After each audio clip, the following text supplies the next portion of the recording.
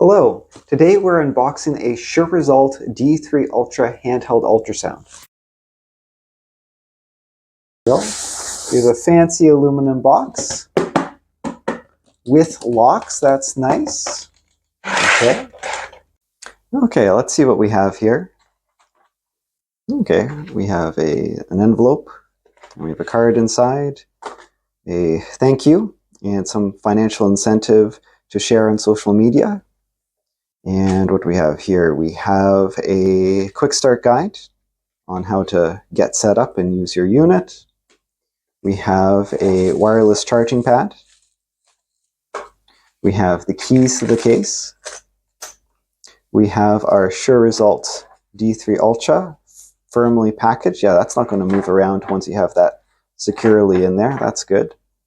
We have our choice of plugs. Depending on what you need, you let them know which one you want, and they'll send you the one you want. And of course, we have the cable to connect the plug to the charging pad. Okay, let's get this thing charged first. Make sure to tell them what type of plug you need. Okay. Charging pad. Ooh, fancy. And that should pick up. Oh, there we go. And it's charging. So it already has 3 dots. So I'm just waiting for one more dot. So I probably don't need to charge it before using it here, but I'll fully charge it. So let me take a moment just to talk about this unit, why I purchased it and what it's good for. So this unit, double-ended, a curvilinear probe and a linear probe. Curvilinear, I think it's 3 to 5 megahertz. Linear probe, 7.5 to 10 megahertz. Fairly standard values for a curvilinear and a linear probe. It also has a third option, a sector probe feature where it turns off the elements on either side of the curvilinear probe and just uses the center elements. This allows you to see between the ribs, so it's good for cardiology.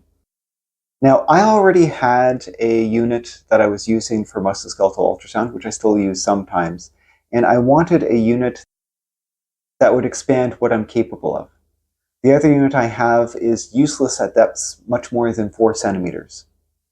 So I wanted something that I could scan the hip with, and that would be good for if I wanted to look for abdominal aortic aneurysms, or someone was maybe obese and I need the extra depth of the curvilinear. I just wanted more options. The scanning protocols, the EFAST protocol, the RUSH protocol. So I just wanted more options. And honestly, it turns out I like this more than my other unit. My other unit's much more expensive and basically requires a subscription that I don't really want to pay for. But I do pull it out every once in a while when I need super high resolution. But for the most part, I've been surprised how often I'll grab this because the app's faster, doesn't require a subscription, it's just quick and easy. And the other unit, I'm not paying for the subscription, so I don't get any features. This, I get all the features without the subscription. So I in particular, I love dual screen or split screen mode. I like to check the symptomatic side versus the asymptomatic side. So that's why I grabbed this over my other unit. And this is a high quality unit. I'm surprised for the price. 192 elements, 64 channels. Something like this more than a year or two ago would have been unheard of for much less than 5,000 USD. So, with the advance of technology, I guess the prices just keep on coming down. So now we need to connect our ultrasound unit to our tablet or phone.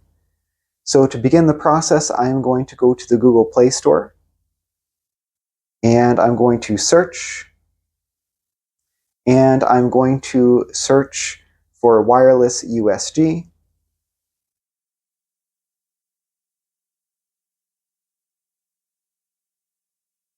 There it is right there, wireless USG. And I'm going to install. It's a very small program, so it should download very quickly. Yeah, it's 8 megabytes, my goodness, so tiny. Okay, installing, and it should appear on our screen here. There it is. Now it does require access to location for some reason. Don't know why. Okay, so we have a symbol here in the corner. of the screen, and that brings us to Wi-Fi settings. So every time you start up the app, if you want to connect to the unit, you'll need to click that and switch to the unit's Wi-Fi. Now the first time we'll need to put in the password, but aside from that you just need to click on the wireless network and connect to it, and then you're good to go, and you just hit the back button to get back to this, and then you're ready to scan. Okay, so we're going to go to the Wi-Fi settings, and I'm going to turn on the unit. So I just press the button and the unit's on. And so now it is emitting Wi-Fi. It's trying to connect with Wi-Fi. So one of the available networks should be our unit, and it's this one here, this SX6CT. So I'm going to click on that, and now we need a password. The password is going to be right on the unit itself. Well, the password is the serial number. So for me, it starts with that W. Remember, enter everything lowercase. So if I enter everything lowercase, I should be able to connect.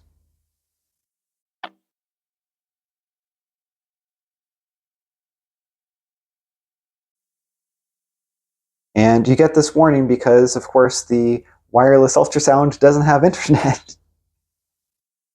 Oh. So, of course, you only have to answer that question once. Okay, now I should be able to go back to back, and now we're in, and now on subsequent times, it'll be much faster. Right? To turn this unit off, I can just hold down the button, and if you hold down it a little bit, it switches to the other probe, and you hold it down long enough, it turns off completely. So now it's turned off completely. So on a subsequent visit, I want to start scanning. I can turn this on. I can go to the wireless USG app. I can click over here. It's already auto-connecting, although sometimes you have to connect to it manually. So I'd click on it, then I go back, and then I'm ready to start scanning. So let's talk a little bit about the app. We have some presets up here, and these are the presets for the curvilinear. If I hold down the button for a second, you'll see the light switch to the other side. Now it's on the linear side, so the presets have changed, right?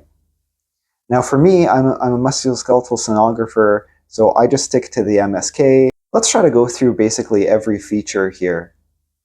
So if I have it running, I can turn the gain up and down. And in fact, I want to sort of see my values. I can go to presets and show information. So I can see what values I have. And so I can turn it on. I'm not a fan of compound imaging. It's frequency compound imaging. I'm going to turn that off. And so gain, I can turn gain up or down. I typically have gain pretty much maxed out. Depth, you can click the button and it will cycle through various depths. You can also just sort of swipe up and down to change the depth. Focal points, it's these little arrows there. You want these little arrowheads to match the structures that you're most interested in. And if I tap the button, it just moves them around a little bit. This DYN is dynamic range. This is basically your contrast setting. Harmonic, that is which frequency. Right now it's at 10 megahertz. Now it's 7.5 megahertz. Back to 10 megahertz. Denoise, there's some denoise settings. B mode, here is where I can turn on color Doppler, power Doppler, pulse wave Doppler. So I can turn on my various modes there. Freeze button here. Once we've frozen an image, we can use our measurement tools. For myself, I use a lot of tracing, and I use a lot of length. So we can annotate, type where we want.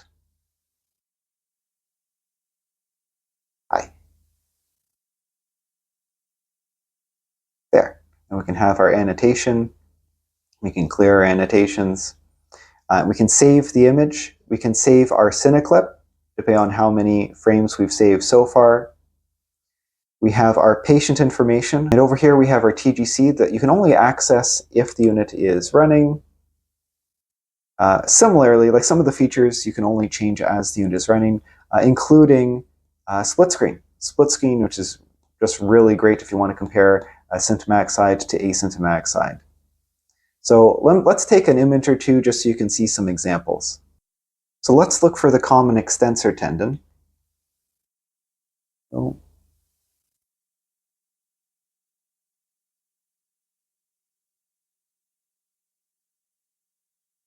And there it is there, connecting to the epicondyle. And maybe we want to look for the median nerve.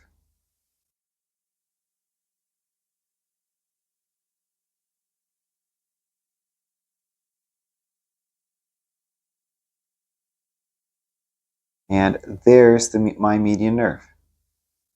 If I wanted the cross-sectional area, I can take a measurement. I can trace that. And 0.06 centimeters squared is normal. And it's usually larger than 0.09 centimeters squared if there is a carpal tunnel syndrome. So it was just that easy. And maybe we should do the carotid.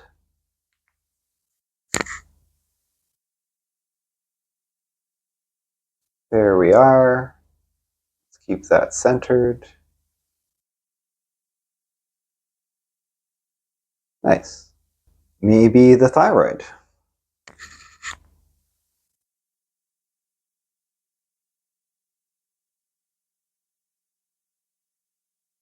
Oh, you see that?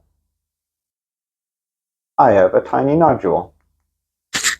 So I have a tiny nodule in my thyroid gland. And I could take tools, right? And I could measure the dimensions of this. Right, length of 3.34 millimeters. So it's a small one, right? Nothing to worry about. Lots of people have these little nodules in their thyroid gland. And let's do one curvilinear one.